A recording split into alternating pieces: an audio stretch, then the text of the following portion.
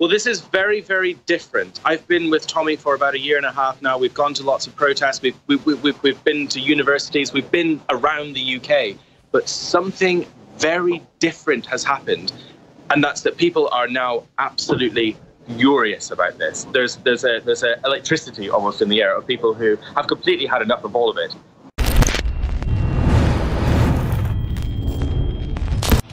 It's now confirmed that Europe is being forcibly merged under the EU with Islam. There's deals made with Saudi Arabia and others. Saudi Arabia has come out and said, we've been told to build mosque in Europe. We've been told to do this. It's what the Catholic Church wants. It's what the new Pope wants. They want abortion. Ireland just legalized abortion. It'll be a sacrament soon.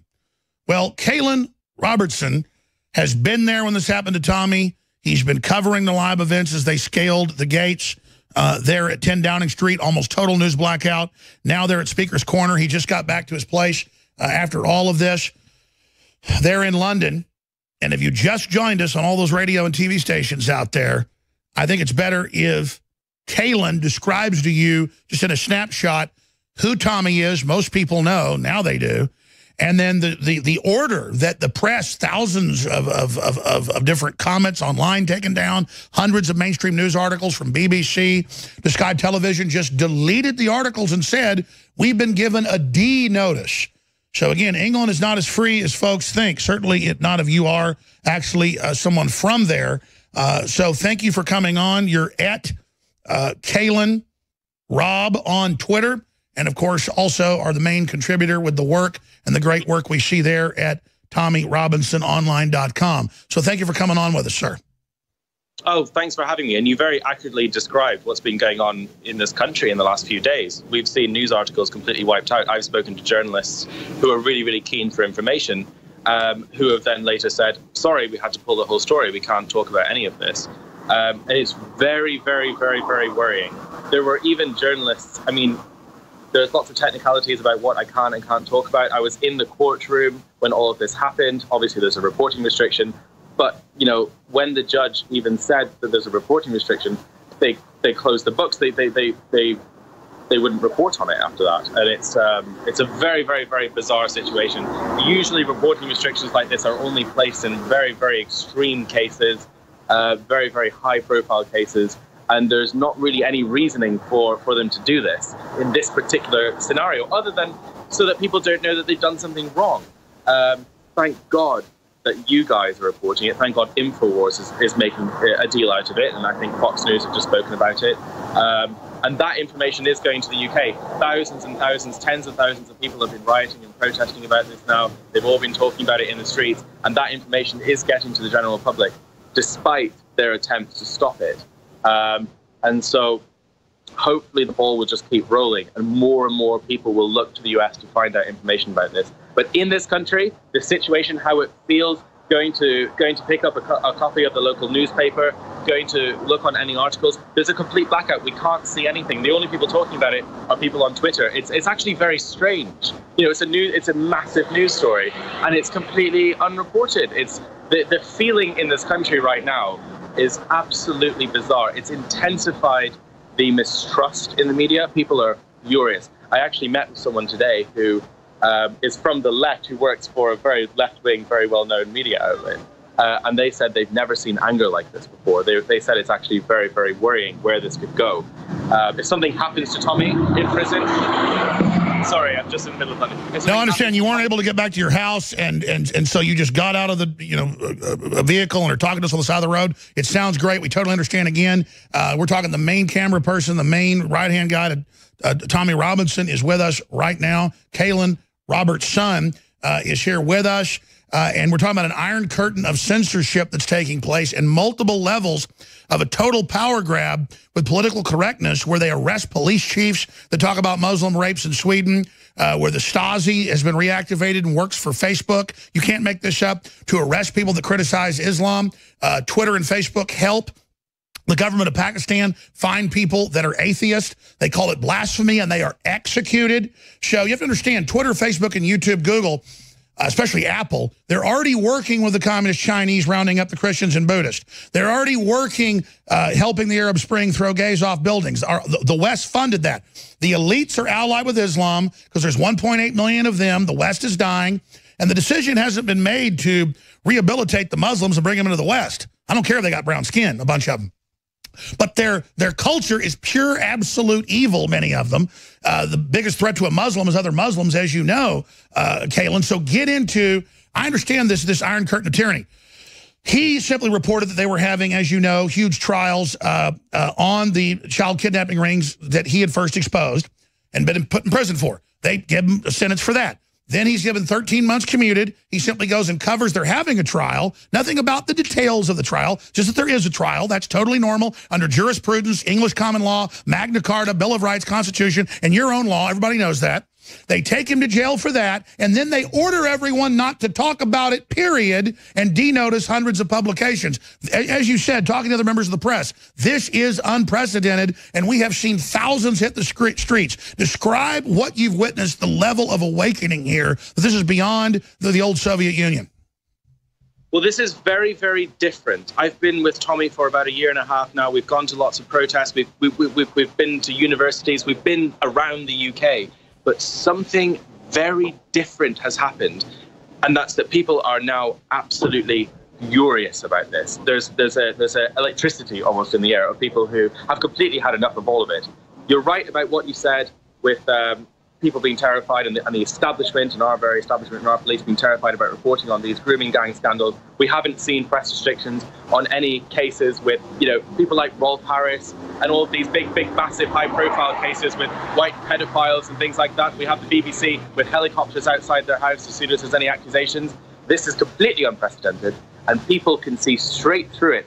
And you can feel the tension in the air of this country right now. You can cut it with a knife. It's so intense. It's quite scary, actually, seeing where this could go. And obviously, if any harm comes to him, I can predict mass violence across the UK. I can predict towns and cities coming to a standstill.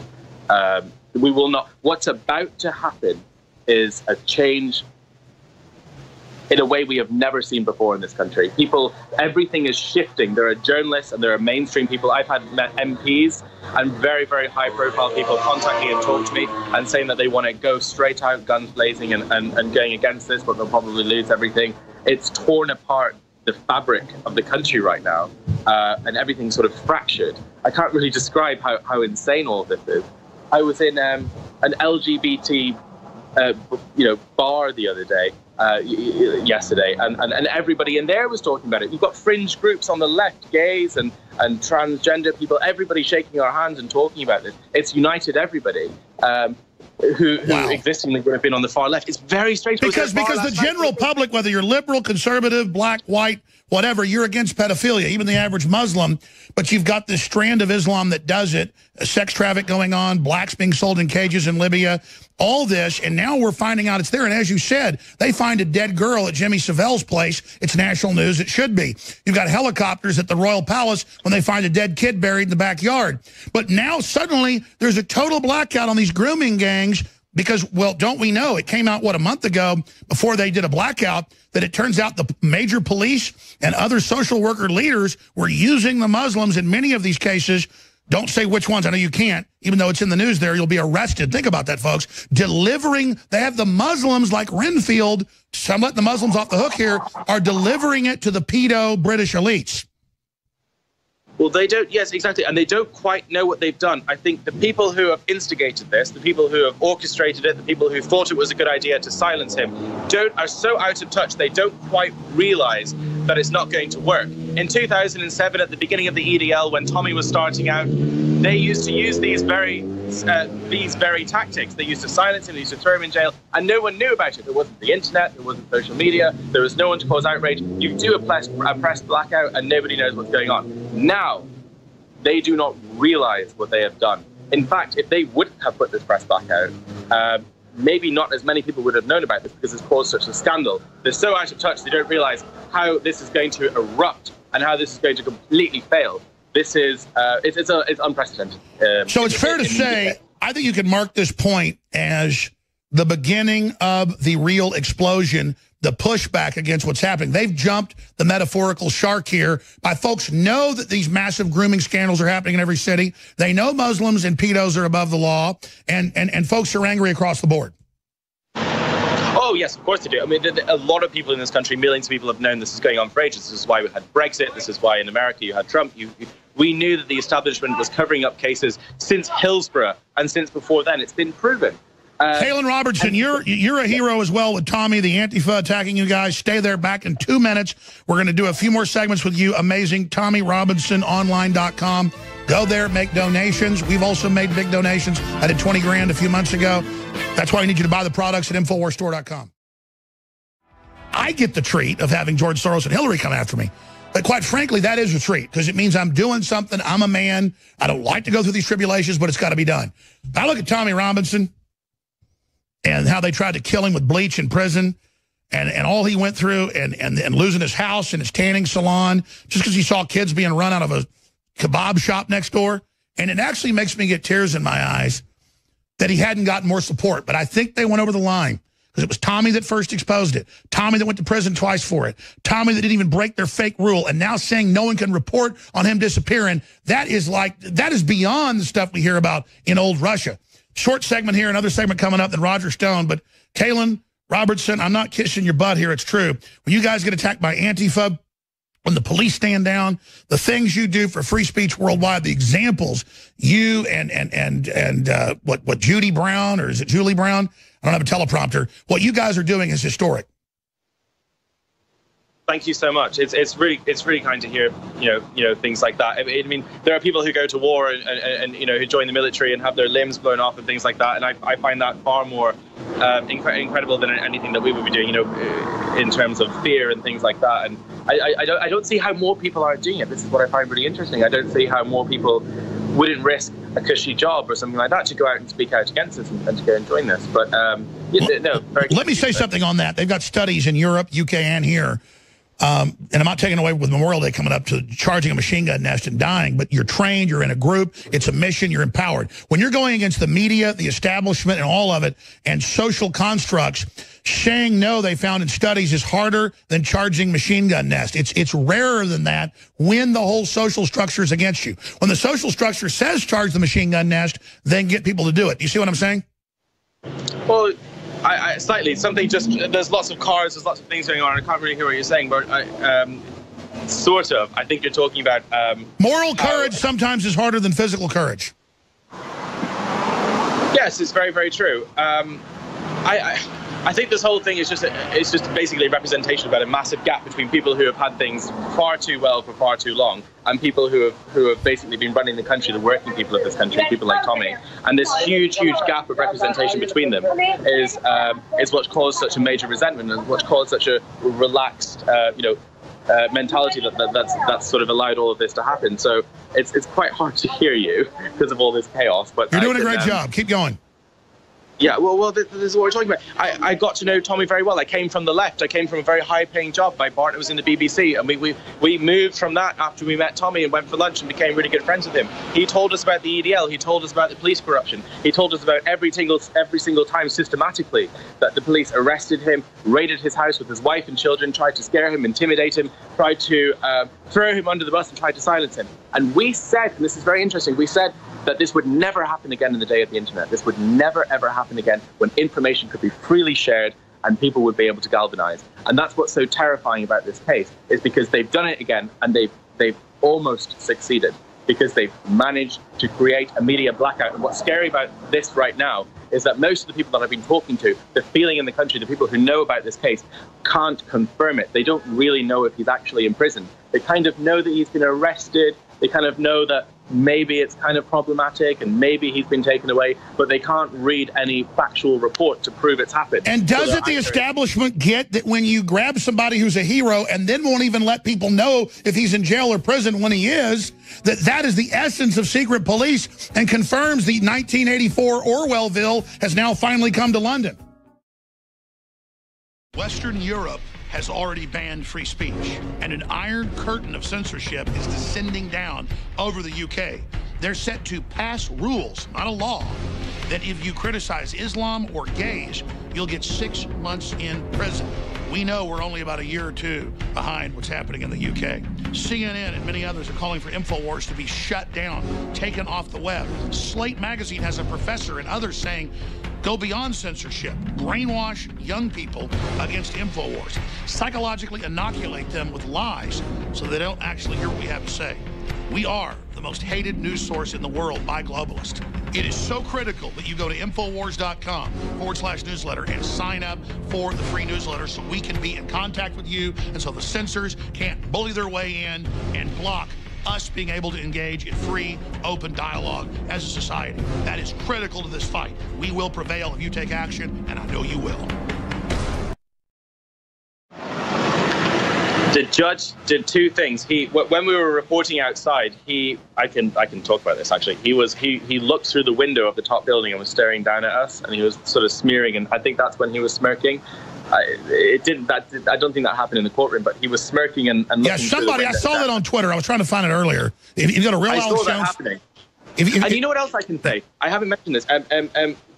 About 5 minutes before the judge looked through that window at us, the defendant, the rape gangs, were doing this and pointing at us and doing death threats to us on the street from the same window that the judge was smirking at us through 5 minutes before. I haven't reported this yet. And they were making death threats at us. And we reported it to the police right as it happened. We said, there are people in that room, in this courtroom, who are making death threats at us and doing these sort of signals. And what are you going to do about it? If we did that, what would you do? And the police responded, well, that would be a different situation. 100% true. I think there's actually a video clip of it. I need to go through all this.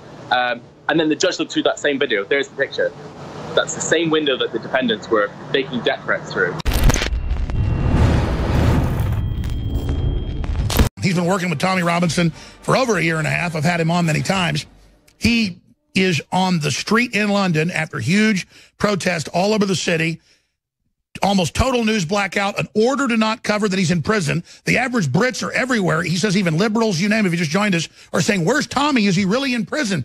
Because the media won't report. He is in prison. He's talked to him in prison.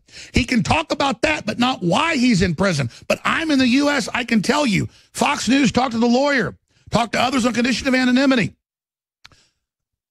And they admit in the Fox News article on Infowars.com, we've got even more backstory, but Fox is confirming this, that they've told thousands of journalist groups you'll be put in jail too if you talk about Tommy being arrested, period. Now, that has finally gotten people to click out of where they're at. Tommy Robinson, the activist that first exposed the giant child kidnapping rings with the Muslims, who was put in prison for it. It's now all over the news. They're confirmed, but they've now put him in jail for it.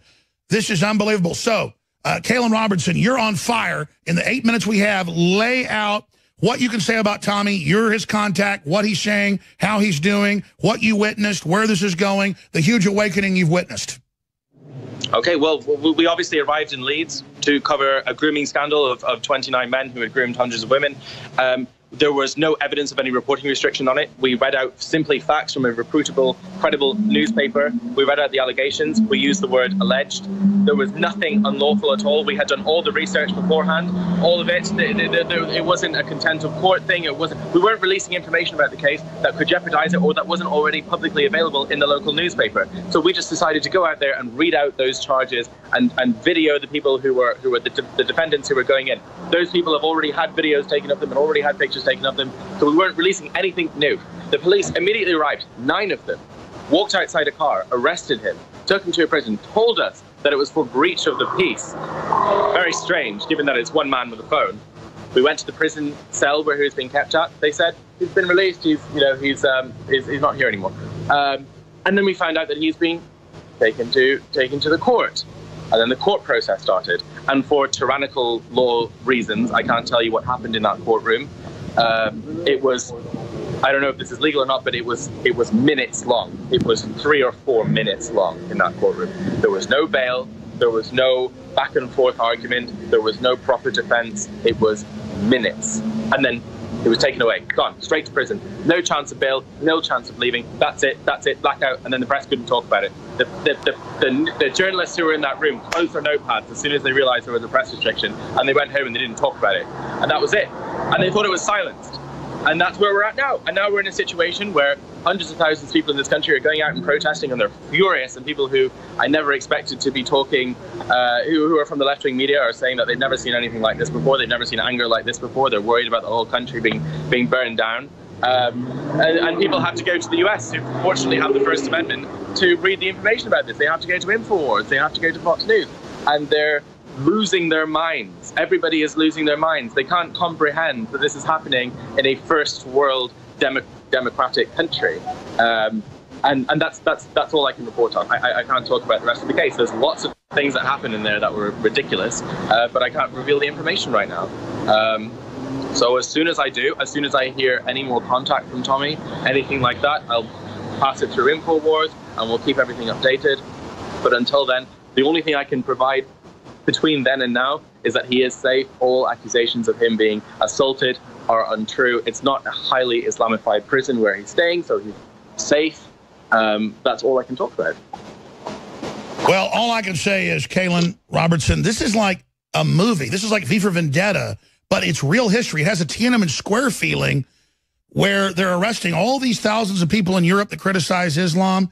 That the Supreme Courts in Finland and other areas are ruling that Muslim men can have sex with 10-year-old girls against their will. I mean, I'm reading this in mainline papers defending it, and then I'm seeing Tommy, who should be getting national awards from the Queen, you know, for being put in prison, exposing the very Muslim grooming deal in his town where they've gone to prison. And, of course, the next level was girls would disappear. Girls would die. And instead, I mean, this guy gets attacked everywhere. They try to beat him up. He fights off like 6, 7 people himself. He's not even a big guy. Talk about a lion. I mean, this is the real deal. And now his own lawyer, I know, is quoted in Fox. You were in the courtroom, can't get into it. Reportedly, the judge smiled and smirked. He was caught on footage outside looking out the window as Tommy was arrested, smirking. I know you can't get into this, but can you just tell us, you know, if the judge was smirking when Tommy's lawyer said he'll be killed in prison? The judge did two things. When we were reporting outside, I can talk about this actually. He looked through the window of the top building and was staring down at us, and he was sort of smearing. And I think that's when he was smirking.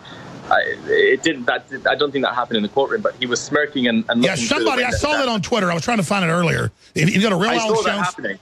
And you know what else I can say? I haven't mentioned this.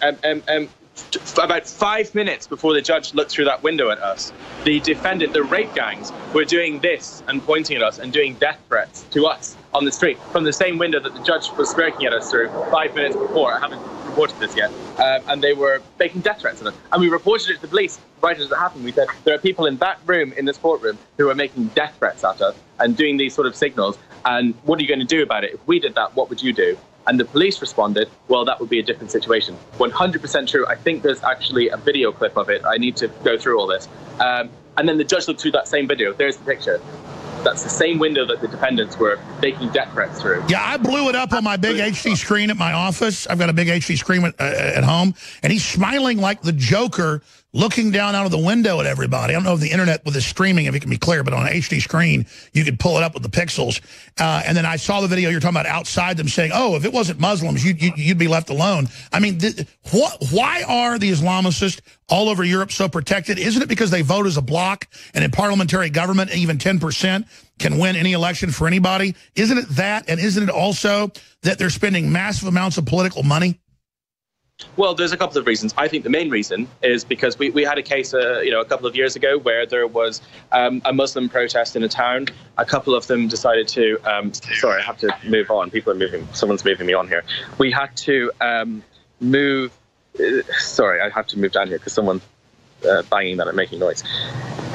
There was a Muslim man who was arrested for hitting a police officer over the head with a brick.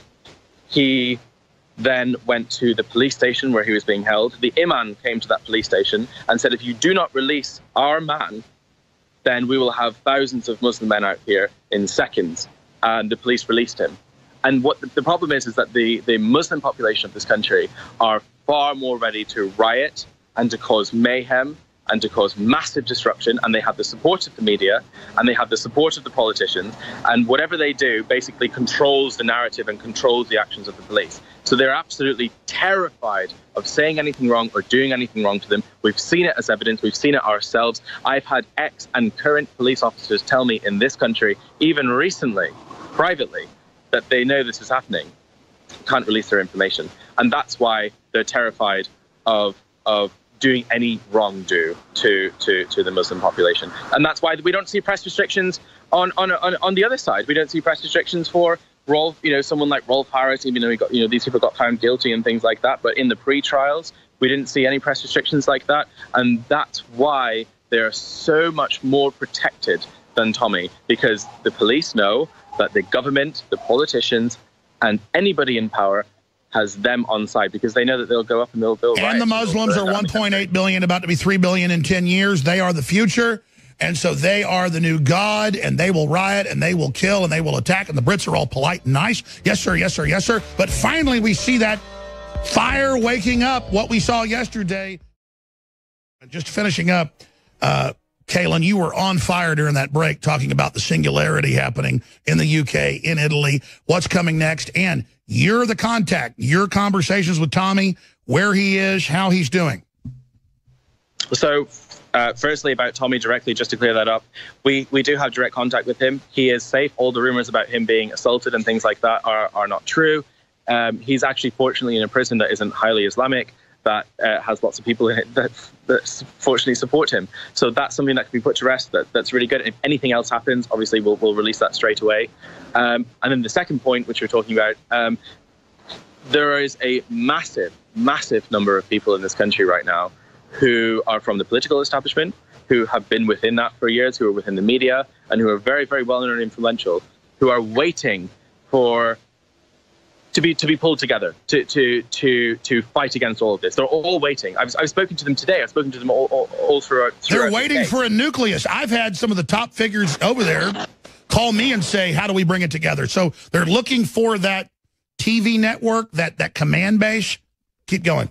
They're looking for King Arthur to pull the sword from the stone, and then they're all going to join and galvanize. They're waiting for that first person, that first thing, that first event, so that they can all rise up and do it.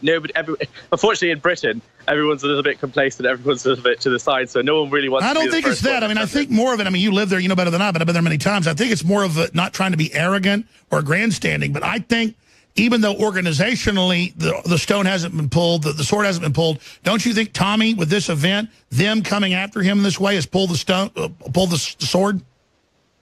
Just about. It's about 90% of the way out. It's about something else is about to happen. The energy, the electricity across Europe, across the establishment, across the media, it's just about to happen. It's just on the cusp of everybody coming out onto the streets and everybody coming together and supporting this. There's just something will push it over, and I think it's just a little bit more time. The reason we're waiting is because there's a press ban, and nobody can really confirm if this is true or not unless they're watching InfoWars and Fox, or they're watching the biggest website. Second biggest site in the world, but technically the biggest site, the largest news site in the world, now has as his top banner, anti-immigration protester jailed in London, judge orders press blackout, Robinson silenced. So, but we have Robert's son on with us right now. Kaylin, we'll talk to you again the next few days. Godspeed. Everybody can go to TommyRobinsonOnline.com to donate or to find the latest, or Infowars.com. Thank you so much, sir.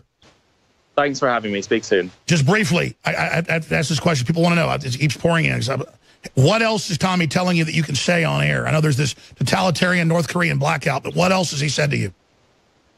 We have seconds on the phone, so I'll know more stuff in the next couple of days. But the main information now is just that he's safe and that he's happy for us to pursue a legal battle. Does he know how big all this is? Nope, he has no idea. But there's no time to tell him. We have seconds on the phone. There's no time to tell him. He has no idea what's going on right now in the outside world. He has no idea.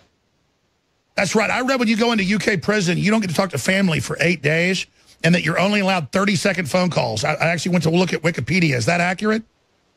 Well, it depends on the prison. Some of them are very cushy. Some of them you're allowed phones and internet, but this one isn't, obviously. So he won't have access. Kaylin, thank you so much.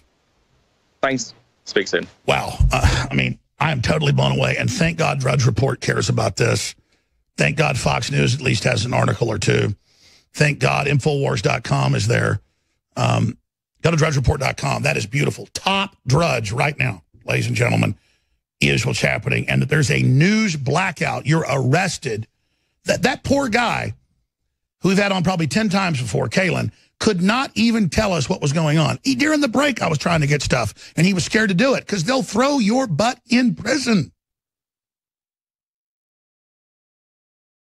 Survival Shield X2 Nascent Iodine. If you're interested in healthy thyroid, if you're interested in well-being, if you're interested in having a higher IQ, which this has been linked to, get your powerful Survival Shield X2 at InfoWarsStore.com.